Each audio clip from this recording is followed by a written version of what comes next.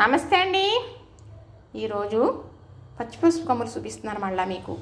మొన్న పచ్చి పసుపు కొమ్ముల గురించి చెప్పాను కదా, మొటిములు ఉన్నవారు కానీ మొటిముల వల్ల వచ్చిన మచ్చలు కానీ పోతాయని. మొటిములకే రాసుకుంటే మచ్చలు కూడా రావు అని. పూర్వం సోప్ అనేది వచ్చేది, ఆ సోప్ మచ్చలకి రాసుకునేవారని. కానీ అతి ఇబ్బంది అయిన సమస్య ఆడవారు బాగా ఎదుర్కొంటున్నారు. ఏంటి, ముఖం మీద వెంట్రుకలు, మీసాల కింద, గడ్డాల కింద వచ్చేస్తున్నాయి కదా. ఆడపిల్లలు చదువుకునే పిల్లలకైనా, చదువు అయిపోయిన పిల్లలకన్నా వాళ్ళకి అలా వెంట్రుకలు రాకూడదు ముఖం మీద అంటే పచ్చి పసుపు తరచూ రాసుకుంటూ ఉంటే రావండి.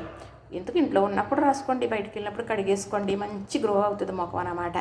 మరి సోపు మచ్చలు అంటే బొల్లు మచ్చలు వస్తున్నాయి కదా చాలామందికి. బొల్లు అయితే పోదు, సోపు అయితే పోతుంది. అవి బొట్టు బిళ్ళల్లాగా మెడ మీద, గుండెల మీద, ముఖం మీద మాత్రమే వస్తాయి సోపు మచ్చలు. పూర్వం అలాగ మగవారికి ఆడవారికి వస్తే పచ్చి పసుపు రాసుకునేవారు. ఇప్పుడు మీరు మొటిమలకి రాసుకోండి మరి.